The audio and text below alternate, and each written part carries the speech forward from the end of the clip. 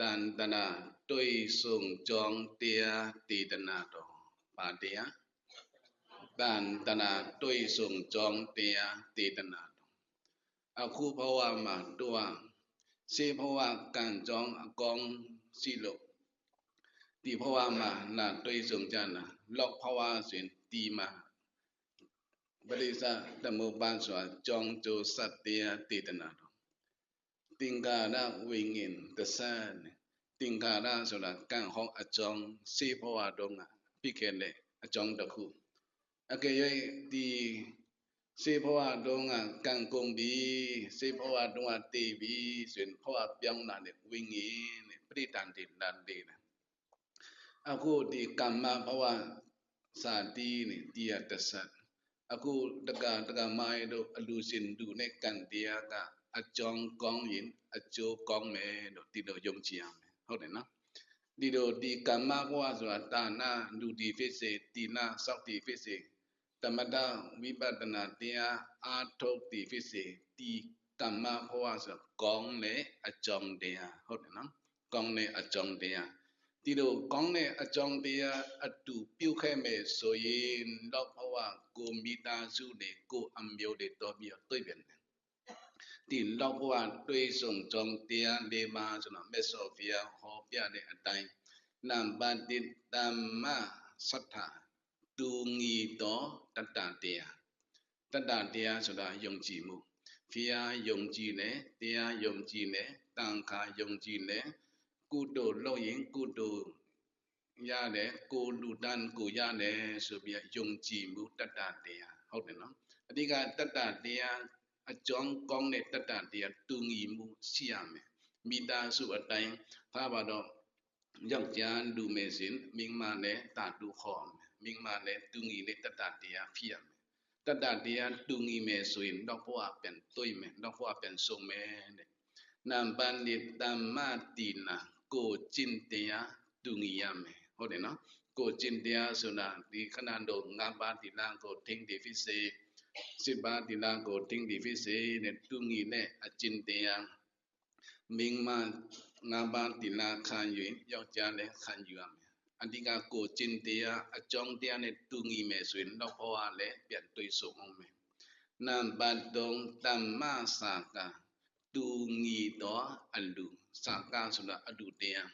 ယနေ့တက္ကမအလူရှင်များတို့ဒီလိုဘုန်းကြီးကိုဆွနကတ်တယ်ပြီးတော့ဒီယောဂီလည်းစကားကျွေးမွေးကြတယ်အဓိကအလူပေါ့ဒီအလူတရားတူညီတဲ့ပုဂ္ဂိုလ်မှာဒီဘဝလည်းတွေ့ဆုံမယ်လောက်ဘဝလည်းပြန်ဆုံအောင်မယ်မိသားစုနဲ့နံပါတ်4သမ္မာပညာ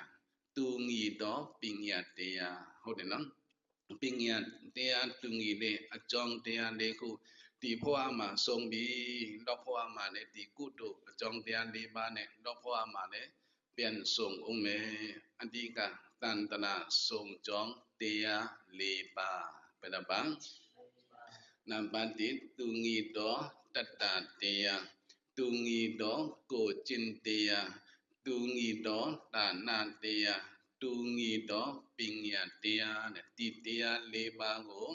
တူညီမယ်ဆိုရင်ဒီဘဝအကြောင်းကောင်းလို့လောက်ဘဝလေးအကြောင်းအကျိုးကောင်းမယ်အနန္တိကမ္မဘဝဇာတိဒီကမ္မဘဝဆိုတာပိစုပန်ကံပိစုပန်ကံဆိုတာအခုလုပ်တဲ့ကံတရားကောင်းဒီဖြစ်စေဆိုးဒီဖြစ်စေဒီဘဝမှာဆိုင်တဲ့ကံတရားအကယ်၍များကံကုန်ပြီးဘဝပြန်လို့သွားပြီဆိုရင်အဓိကလောက်ဘဝတန်တရာမှာကျင်နေပြီးในပုဂ္ဂိုလ်လောက်ဘဝမှာတည်တော်တဲ့ပုဂ္ဂိုလ်ပါတော်ယူလို့ဇာတိဆိုတာပရိဒန္တိလောက်ဘဝဟုတ်တယ်နော်အဲဒီကအဓိကစာပြောမယ်ဆိုရင်သုတိပရိဒန္တိလို့ပြောသုတိဆိုတာလူဘဝကံကုန်မယ်စဉ်တည်တယ်ခဏတကအလူရှင်များတို့ရည်ရှုတဲ့ပုဂ္ဂိုလ်ဟုတ်တယ်နော်ရည်ရှုတဲ့ပုဂ္ဂိုလ်များခဏမှဖတ်မိတော့အကယ်၍များသူကတဘဝကိုပြန်တော့ပြီးစဉ်အဓိကရည်ရှုဆိုတာဒီဘဝရောက်နေတယ်အဓိကတော့လုံတဲ့ကုသိုလ်ကောင်းမှုဆိုတာဒီရည်ရှုပြီးလူတဲ့အလူဟာသူတို့တာသူခေါ်မယ်သူတဲ့လူစင်တာလက်စင်တာရနိုင်တယ်ဆိုပြီးယုံကြည်မှု အကယ်၍များကိုဖွားလေတီပိစုပန်ဖွားမှာကိုကောင်းရကောင်းကြောင်းကုတို့တရားအတွက်ကိုလေလိုတယ်ဟုတ်တယ်မဟုတ်ကိုလေလိုတယ်အဲ့ကြောင့်အကြောင်းကောင်းရင်အကျိုးကောင်းပြီဆိုတီပဋိစ္စ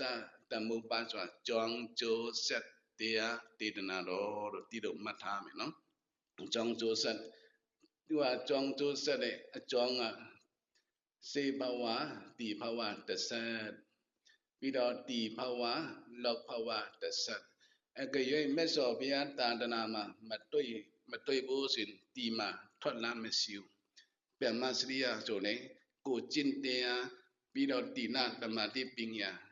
တရားဝိပဿနာတရားနဲ့မရှိနိုင်ဘူးเนาะအဲ့ဒါကြောင့်တာဒနာကြုံတုံးဒါနနဲ့တက်နိုင်တော့စ조사ပြီးတော့ရိက္ခာကိုထုတ်ရမယ်တိလကိုစ조사တော့တိလရိက္ခာကိုတင်းရမယ်မြောင်ဝိပဿနာဆိုတာမြတ်စွာဘုရားတာဒနာမှာပဲရှိတယ်လောက်တာဒနာဆိုတာမရှိဘူးကိုအားနေစဉ်ဝိပဿနာမှာအိမ်မှာလေတယ်ဖြစ်စေခဏတရားထိုင်တာစိတ်ငြိမ်အေးရငြိမ်အေးဆောင်အဓိကအိမ်မှာလေနေဝိပဿနာလုပ်လို့ရတယ်အဲ့ဒါကြောင့်ဗုဒ္ဓဘာသာကဒါနာတိနာဓမ္မထဝိပဿနာဒီအကြောင်းလေးခုရမယ်ဆိုရင်တန်တရာကောင်းကြောင်းတန်တရာတော်မယ်ဆိုရင်ကြောက်စရာမလိုဘူးဟုတ်တယ်မဟုတ်လားအဓိကတန်တရာဆိုတာဒီဘဝကိုကြွယ်တွင်ပြီးနောက်ဘဝတော်မယ်အကြောင်းက